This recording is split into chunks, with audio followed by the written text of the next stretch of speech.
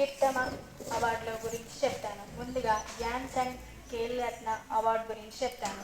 భారతదేశంలో అత్యున్నత క్రీడా పురస్కారం. భారత మాజీ ప్రధాని కీర్తిశేషులు రాజీవ్ గాంధీ జ్ఞాపకార్థం 1991-92లో ఈ పురస్కారం ప్రారంభించబడింది. ధ్యాన్ చంద్ ఖేల్ రత్న అవార్డును మొదటిగా ఖేల్ రత్న అవార్డుగా పిలిచేవారు. 2021 ఆగస్టు 6న దీని పేరును ప్రముఖ హాకీ క్రీడాకారుడైన మేజర్ ధ్యాన్ చంద్ ఖేల్ రత్న పురస్కారంగా మార్చడం జరిగింది.